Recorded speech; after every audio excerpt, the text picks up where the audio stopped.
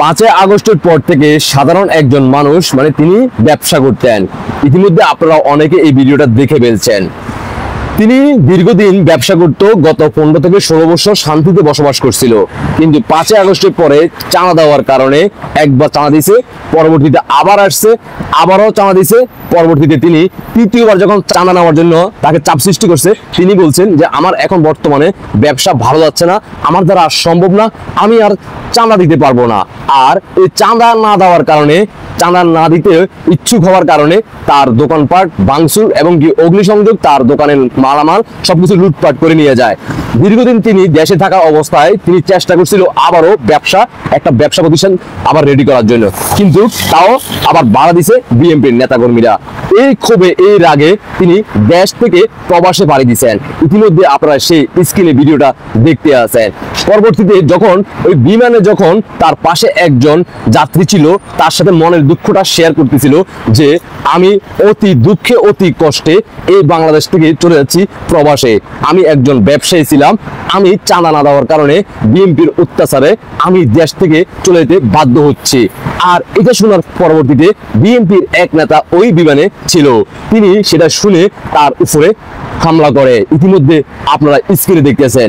তার মানে বোঝা গেল একজন সাধারণ জনগণ কতটা রাগ, খুব অভিমানে তিনি দেশ ত্যাগ করতে আছে। বাংলাদেশে বর্তমানে 5 আগস্টের পর থেকে সাধারণ জনগণ যারা ব্যবসা প্রতিষ্ঠান, যাদের ব্যবসা করতেছে দীর্ঘদিন থেকে, তারা জানে যে বর্তমানে তারা কিভাবে তারা ব্যবসা করতেছে। যারা ইতিমধ্যে ক্ষতিগ্রস্ত হয়ে গেছে, তারা তো নিঃস্ব হয়ে গেছে, তারা দেশ থেকে চলে যাচ্ছে। অন্যদিকে যারা আছে, তারা কিভাবে আছে একমাত্র তারাই জানে। যারা আমরা বাইরে অবস্থান করতেছি, দেশে বিদেশে অথবা এলাকায়, আমরা সেটা বুঝবো না, আর সেটা আমরা বোঝার চেষ্টাও করতেছি না। ইতিমধ্যে আপনারা সেই স্ক্রিনের ভিডিওটা দেখতে আছেন যে একজন নেতা তিনি তাকে হামলা করলো, পাশাপাশি তাকে সাধারণ জনগণ যেখানে ছিল আশেপাশে তারা তাকে ওই বিএনপি নেতাকে পরবর্তীতে এমনভাবে T20 খেলা হয়েছে আকাশে উড়ন্ত বিমানের মধ্যে, সেটা আপনারা ইতিমধ্যে বিভিন্ন নিউজ চ্যানেলও দেখে ফেলছেন। দেশবাসীকে দেখার সুযোগ করে দিবেন জয় বাংলা সৈনিকেরা। বাংলার মানুষ জানতে হবে, দেখতে হবে কারা গত 15 থেকে 16 বছর ভালো ছিল না।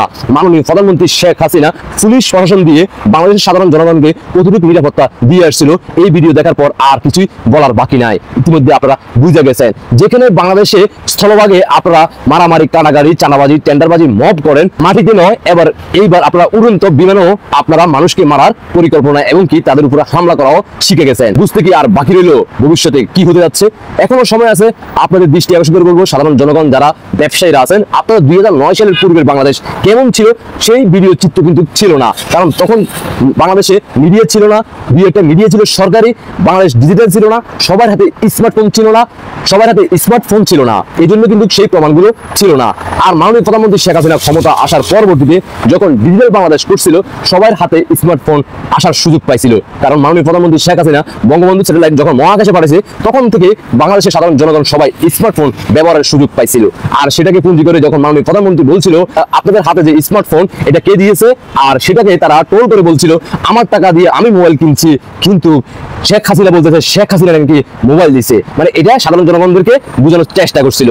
আর সেটার প্রমাণ কিন্তু আপনারা এখন দেখতে আছেন যে 5 আগস্টের পর থেকে মাননীয় প্রধানমন্ত্রী শেখ হাসিনা ডিজিটাল বাংলাদেশ করার কারণে আপনার আমার অজান্তে অন্য এলাকায় যে ঘটনাগুলো ঘটতেছে সেগুলো আমরা চোখের নিমিষে দেখতে পারতেছি। সবাই সবার জায়গা থেকে সবাই পোস্ট করতেছে। সরকারের প্রভাবে মিডিয়া যদি প্রচারণা না করে থাকে সমস্যা নাই, বাংলার জনগণের কাছে আছে স্মার্টফোন, যেখানে যে কোনো ঘটনা ঘটবে আর সেটা পাবলিশ হয়ে যাবে। এইভাবে আশা করি বুঝতে পারছেন। আপনাদের ব্যক্তিগত মতামত অবশ্যই কমেন্টে জানিয়ে যাবেন। আল্লাহ হাফেজ।